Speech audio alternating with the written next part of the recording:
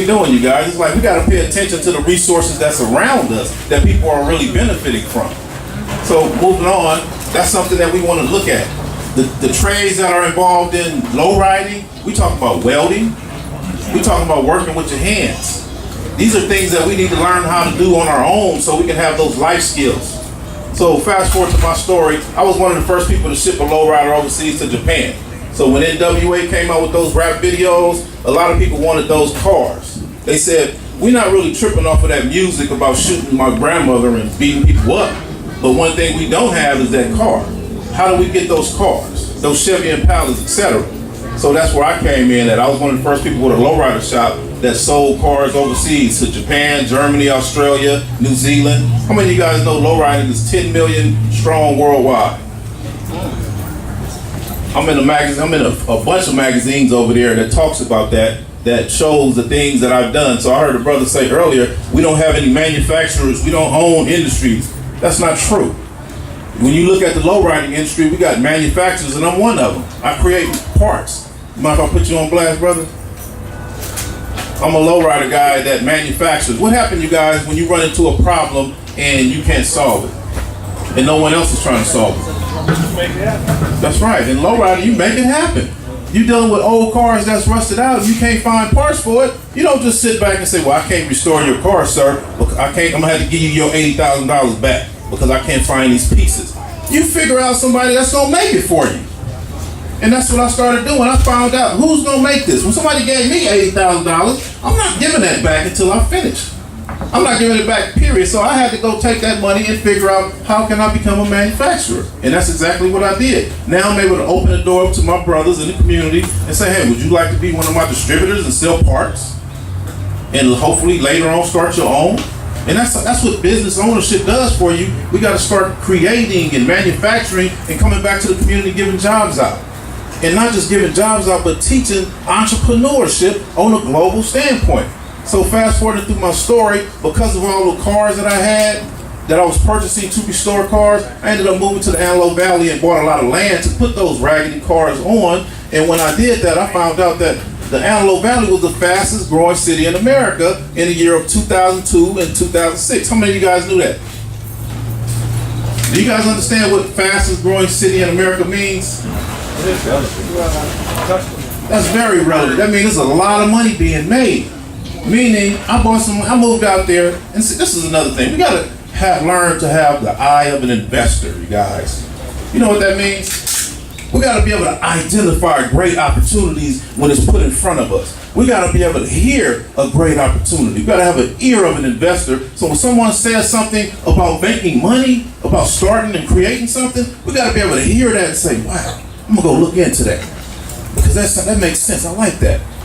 So what I did is when I jumped off the freeway to go to Antelope Valley and find me some land so I can put all of these junk raggedy cars that I was going to restore, all of a sudden I noticed the mall was just, you guys familiar with the Antelope Valley Mall?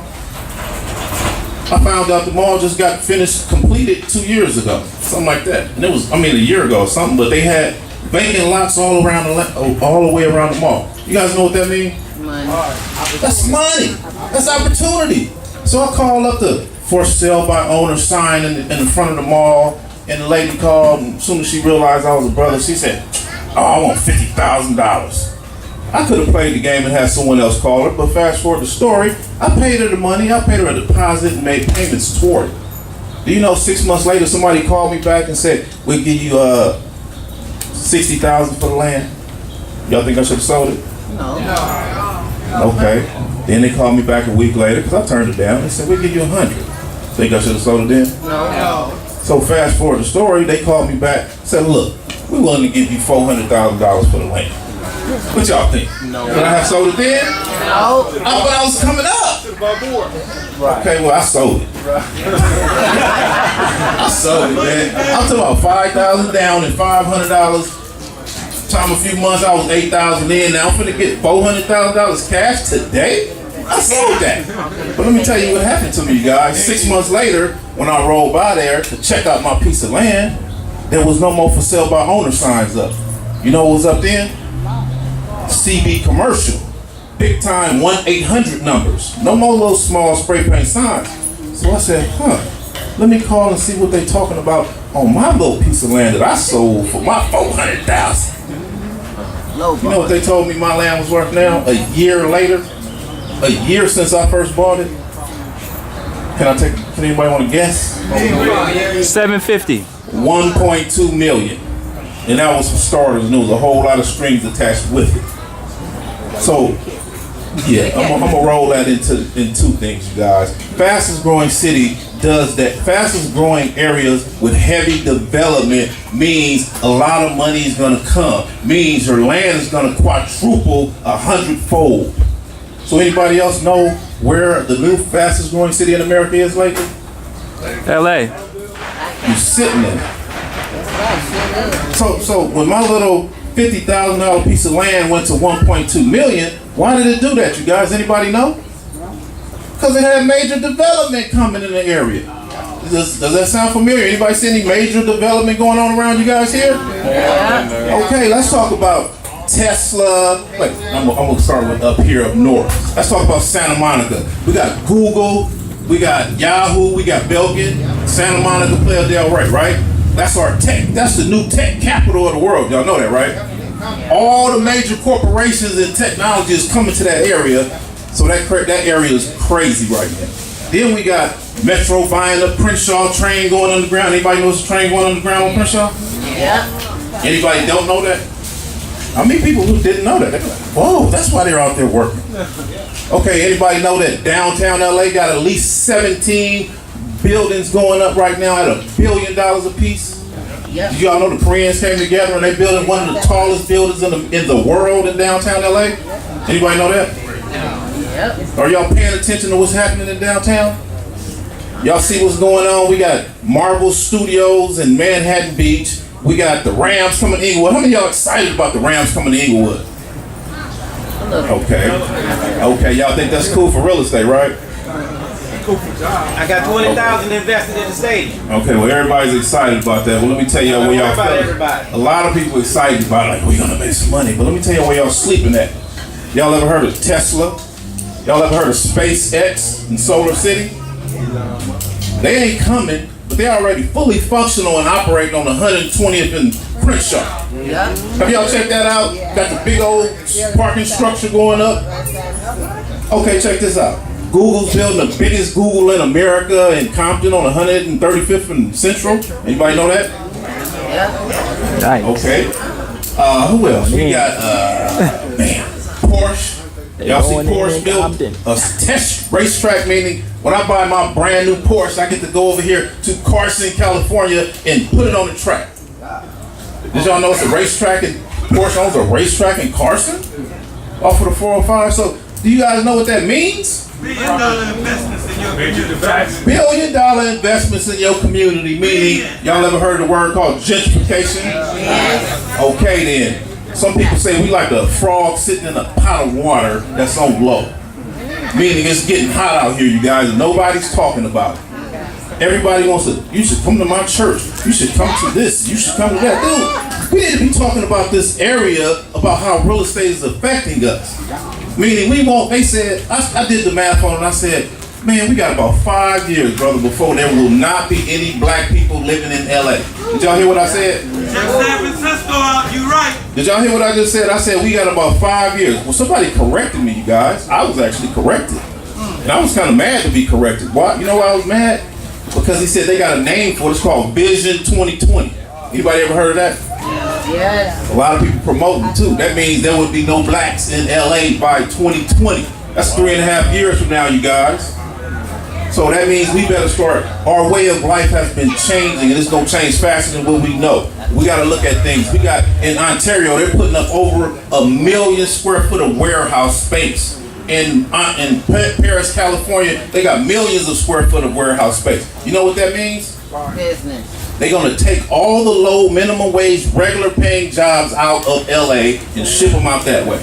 And they're not gonna announce it. Pure fact is, they know that people like me, who knows the game, because I got the eye and ear of an investor, I run down there and buy everything up real fast. Like we supposed to, so they don't announce stuff like that.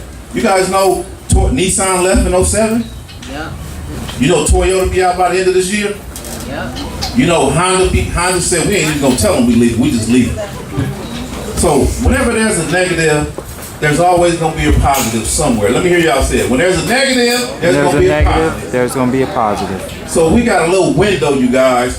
You guys heard of Palos Verdes, right? Of course. Okay, Toyota, Nissan, and Honda dominates Palos Verdes, Redondo Beach, what is that? San Pedro, Rolling Hills, South Bay. that whole area. Now, what happens when you take out thousands of jobs out of an area? Anybody know? You take the real estate. So we got a window of about 2 to 3 years that you can go in there and buy real estate dirt cheap. I know it might say $2 million, but guess what? When you got 1,000 houses on the market, what happened, you guys? It ain't worth $2 million no more. You be like, I give you 900,000 for it. If it's worth 1.2 million, I give you 550 for it. Yep, them prices sound familiar? Yeah. Don't that start to sound like LA, what our houses were? Yeah. And then, real quick, we got to think about education. Our solution to all of this is what? What are we going to do? Everybody yelling education, right? So I got a problem with people that yell education. I think we need to be more specific. We'd like to tell people education, and the first thing that comes to mind is college. Well, check this out, you guys. 90% of the people that graduate from college do not make $110,000 a year. You know what they make more likely? They make average of $80,000, and that's on the high end. And most of them make between 60 to 80. And then you have a few 1%ers that's making 110. Well, did y'all know it take $110,000 to qualify for a $500,000 house? And then you know we got $500,000 houses selling in Watts right now? They pushing the price of real estate up through the roof. You got people coming from the big neighborhoods, selling their Beverly Hills mansions for $3 million, coming down here to LA, buying a little $400,000, $500,000 houses in Watts, tearing them down, putting up big houses at less than $2 million, and they putting $1 million in their pocket, and they love it. If you don't believe me, go to Venice Beach and do the research. It used to be a black neighborhood. Now they putting up 3-story houses on every block. They buying us out. So when you got people, when you got a major when you got a major corporation that moves across the street from your house or 5 miles from your house, what happens, you guys? Everything goes up. Okay, if everything goes up, why is people selling out so cheap? Because they don't know the value of what they have. People selling these houses, oh man, I got 700,000. I got 800,000. Well, you know what? They screwing us. We got real estate racism. People coming, appraisers are coming in here telling us, well, they had a drive-by in your neighborhood, so your house is not worth $1 million. I'm only coming up with 700. That's a lie, y'all. You tell him, do you know SpaceX, Google, Tesla, Yahoo, Belgian, and all that? They moving to my neighborhood.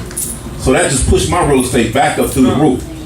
So we got to start paying attention. And another thing is, we got too many people who grandparents is dying and leaving us land. Anybody got land in here? Let me tell y'all the big thing I see. I see too many people don't know nothing about land. And next thing you know, as soon as they get it, they sell it. I got real estate agents saying, I came up. She said, how you come up? Oh, I just sold my land for $1 million. I said, well, how'd you get it? Oh, somebody called me that their mom died and left it to them, and I gave him $5,000 for it. So whenever you get some land, you guys, don't go by what someone tells you. You do the research. There's too much technology out here to research that land. You find out what's happening, what's coming. Meaning, if grandma left you some land in Arkansas, you might need to get on a plane and go down there and find out, look at it visually yourself. Because when you go down there and find out that, whoa, they putting a Walmart across the street. Whoa, is that a new mall? Is that a new General Motors coming to the area? Your land just went from $5,000 to how much? Millions. Just like that. Just that simple, you guys. Pay attention. But I got DVDs and CDs over there, and I do a lot of lectures on that topic. So check it out, y'all.